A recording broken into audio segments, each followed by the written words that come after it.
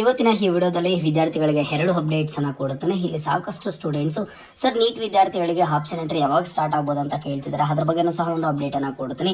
And ಹಾಗೇನು ಈ ಒಂದು second mark allotment option entry link ಏನಾದ್ರೆ ಆಕ್ಟಿವೇಟ್ ಆಗಿದೆ, ಈ ಒಂದು ಆಪ್ಷನ್ ಎಂಟ್ರಿ ಲಿಂಕ್ ಯಾವಾಗ ಕ್ಲೋಸ್ ಆಗುತ್ತೆ ಅಂತ ಹೇಳ್ಬಿಟ್ಟು ಸ್ಟೂಡೆಂಟ್ಸ್ ಕೇಳ್ತಿದ್ದಾರೆ.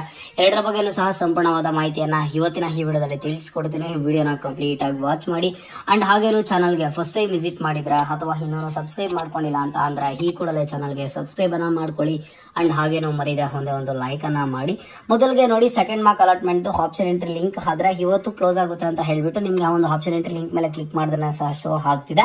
ಬಟ್ ಈ ಒಂದು ಆಪ್ಷನ್ ಎಂಟ್ರಿ ಲಿಂಕ್ ಆದ್ರೆ ಇವತ್ತೇ ಕ್ಲೋಸ್ ಆಗ್ಬಿಡುತ್ತಾ, ನಾಳೆಯಿಂದ ನಾವು ಕಾಲೇಜಸ್ ಅನ್ನ ಎಡಿಟ್ ಮಾಡ್ಕೊಳ್ಳೋದಕ್ಕೆ ಆಗಲ್ವಾ, ಮಾಡಿಫೈ ಮಾಡ್ಕೊಳ್ಳೋದಕ್ಕೆ ಆಗಲ್ವಾ ಅಂತ ಹೇಳ್ಬಿಟ್ಟು ಇಲ್ಲಿ ಸಾಕಷ್ಟು ಸ್ಟೂಡೆಂಟ್ಸ್ ಕೇಳ್ತಿದಾರೆ. ಖಂಡಿತವಾಗ್ಲೂ ಸಹ ಆಗುತ್ತೆ. ಇದನ್ನ ಮತ್ತೇನು ಲಾಸ್ಟ್ ಡೇಟ್ ಅನ್ನಾದ್ರೆ ಎಕ್ಸ್ಟೆಂಡ್ ಮಾಡ್ತಾರೆ. ಇವತ್ತೇ ಆದ್ರೆ ಕ್ಲೋಸ್ ಆಗೋದಿಲ್ಲ. ಸ್ಟೂಡೆಂಟ್ಸ್ ಯಾರನ್ನು ಸಹ ವರಿ ಆಗೋದಕ್ಕೆ ಹೋಗ್ಬಿಡಿ. ಯಾಕಂತ ಅಂದ್ರೆ ಇದು ಯಾಕೆ ಕ್ಲೋಸ್ ಆಗೋದಿಲ್ಲ ಅಂತ ಅಂದ್ರೆ, ನೀಟ್ ವಿದ್ಯಾರ್ಥಿಗಳಿಗೆ ಇವತ್ತಿನ ತನಕ ಒಂದು ಟೈಮ್ ಅನ್ನ ಕೊಟ್ಟಿದ್ದಾರೆ. ಅವರು ಮತ್ತೆ ರಿಜಿಸ್ಟ್ರೇಷನ್ ಅನ್ನ ಮಾಡ್ಕೊಳ್ಳೋದಕ್ಕೆ, ಫೀಸ್ ಅನ್ನ ಪೇ ಮಾಡ್ಕೊಳ್ಳೋದಕ್ಕೆ.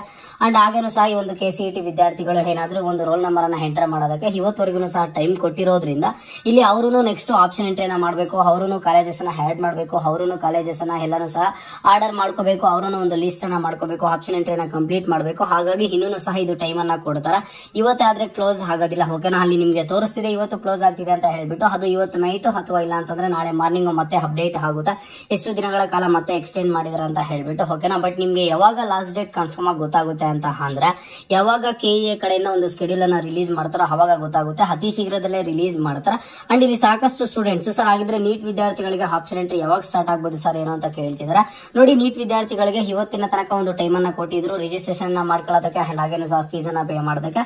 ಇದಾದ್ಮೇಲೆ ವಿತಿನ್ ದಿಸ್ ವೀಕ್ ಆದ್ರೆ ಗೊತ್ತಾಗುತ್ತೆ. ಓಕೆನಾ, ಯಾವಾಗ ನೀಟ್ ವಿದ್ಯಾರ್ಥಿಗಳು ಅಂದ್ರೆ medical students, dental students, AYUSH students ಯಾವಾಗ ಒಂದು ಕಾಲೇಜಸ್ ಅನ್ನ ಆಡ್ ಮಾಡಬಹುದು, ಕೋರ್ಸಸ್ ಗಳನ್ನ ಆಡ್ ಮಾಡಬಹುದು ಅಂತ ಹೇಳ್ಬಿಟ್ಟು ವಿತಿನ್ ದಿಸ್ ವೀಕ್ ಆದ್ರೆ ಗೊತ್ತಾಗುತ್ತೆ. ನಿಮ್ಗೆ ಆದಷ್ಟು ಬೇಗ ಒಂದು ಸ್ಕೆಡ್ಯೂಲ್ ಅನ್ನಾದ್ರೆ ರಿಲೀಸ್ ಮಾಡ್ತಾರೆ KEA ಕಡೆಯಿಂದ. ನಿಮ್ಗೆ ಕಾಲೇಜಸ್ ಅನ್ನ ಆಡ್ ಮಾಡೋದಕ್ಕೆ ಯಾವಾಗಿಂದ ಒಂದು ಅವಕಾಶವನ್ನ ಕೊಡ್ತಾರೆ ಏನು ಅಂತ ಹೇಳ್ಬಿಟ್ಟು. ಓಕೆನಾ, ಅಲ್ಲಿಯ ತನಕ ನೀವು ವೈಟ್ ಮಾಡ್ಲೇಬೇಕಾಗುತ್ತೆ.